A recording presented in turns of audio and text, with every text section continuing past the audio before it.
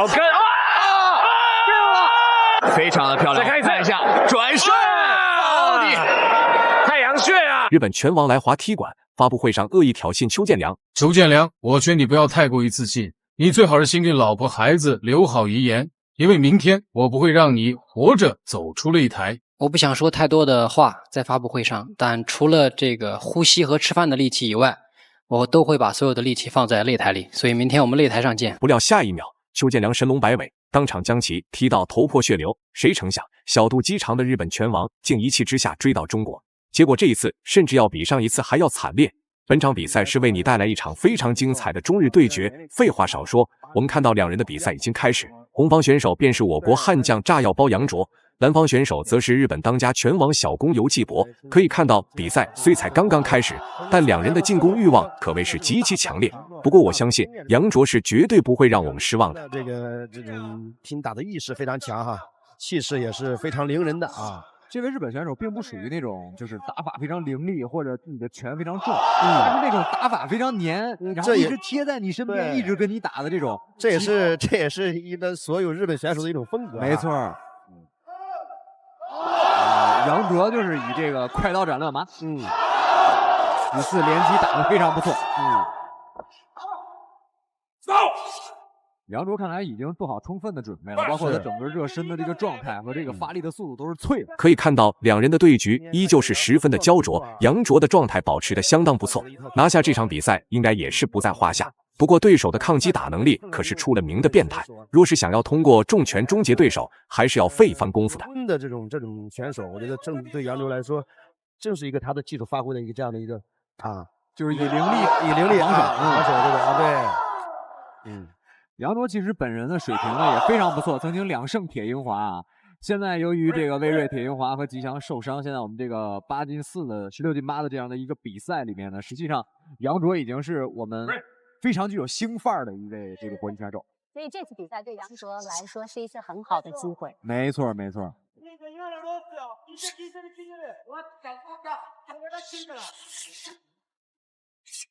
我个人一直觉得呢，其实杨卓是缺乏一点点的狠劲儿。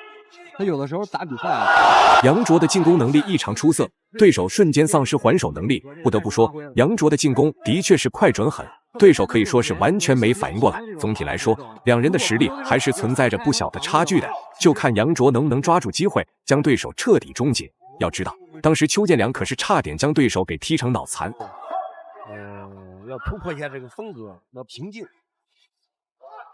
我个人觉得杨卓其实在这个拳法包括连击的造诣上还是非常高的。对，我是每次都特别期待他的发挥。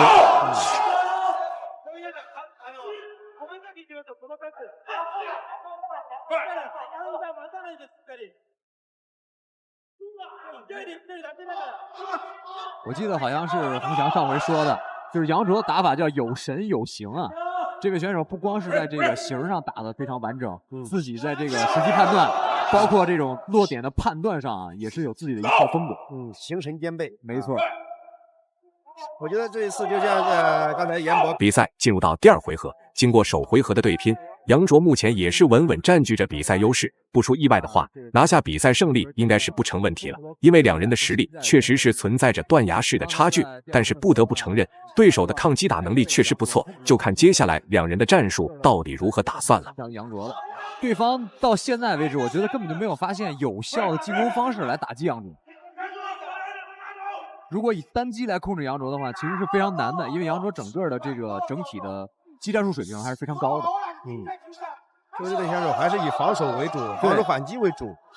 其实他今天的战术可能就是这样安排的。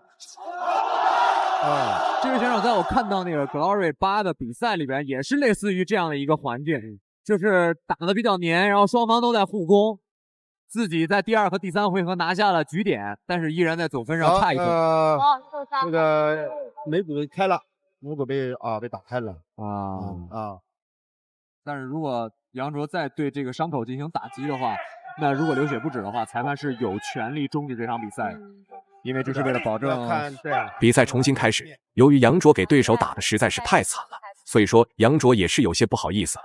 但恕我直言，打小日本就算是有多惨都不用不好意思，因为这就是他们理应得到的下场。毕竟赛前这家伙也可以说是十分嚣张了，杨卓打的一点毛病都没有。10比10的会给这个比赛增加不少的。好，漂亮啊！一套组合拳，看来对方跟杨卓拼拳的时候是不占优的。在速度上也有一定的劣势啊。杨卓的速度比较快。对，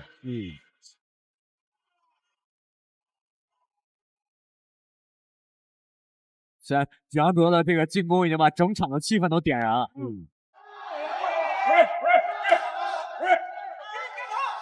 现场的观众都在为杨卓欢呼呐喊。不过对方虽然受到了一些打击，不过眼神上依然是不怂啊。比赛进入到第3回合，两人的对局依旧焦灼无比。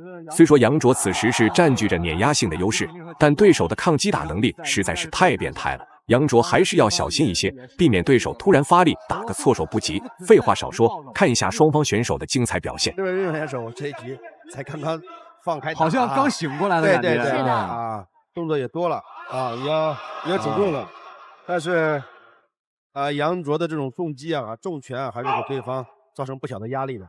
对。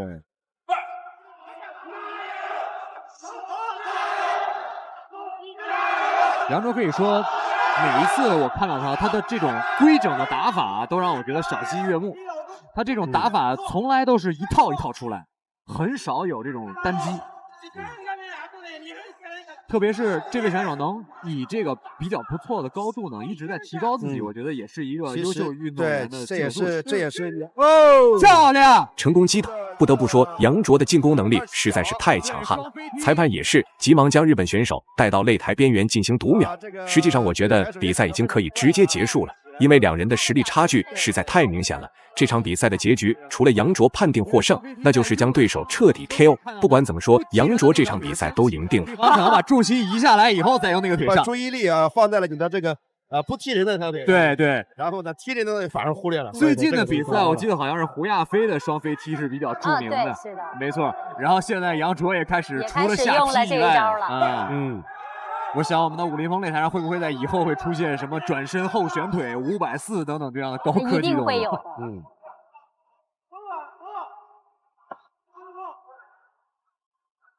因为我们的观众都知道啊，这个在我们的电影或者武打电影里面能看到的动作，其实在擂台上有很多都是很难用得出来的。像能用出来这种高难度的腿法，是对自己整个控场的信心和长期习练的结果。对。这个带摔了，带摔是犯规的。裁判是急忙上前对对手进行口头教育，因为他是明显做了一个犯规动作。不过对于总体局势的影响并不大，所以裁判以及杨卓就没有进行深究。不然这家伙还要再扣上一些点数，打完这场比赛，说不定点数都要变成负的了。用完二踢脚之后呢，一直我觉得稍微消极了一点，没有抓住这个机会啊。是不是体能也有下降？体能也有下降。对，猛拼了将近3个回合了，已经。对，他从第1回合开始就挺拼的。对。但是我其实蛮担心的，因为这个是16进8的比赛嘛，那杨卓如果在这场比赛耗了大量的体力，会不会在后面的比赛因为体力的问题，对，这也是对自己产生遗憾？肯定有影响，但是呢，你不拿下这场比赛，你又没有机会进入到下一个环节，所以说这也是非常矛盾的。对，所以这也是这个16进8、8进4这种比赛的残酷性也就在这儿了。对。这个是考验一个选手对自己体能的分配和团队对选手做的这个体能分配的一个战术的比赛，还有一个对一个选手综合实力的一个验证。你看这个结束了，最终是并没有出现 KO 的场面，但杨卓的表现毋庸置疑，最终也是理所当然拿下比赛胜利。让我们恭喜杨卓，这个进攻能力不得不说实在是太强了。本期视频到这里就结束了，观众朋友们，我们下期再见。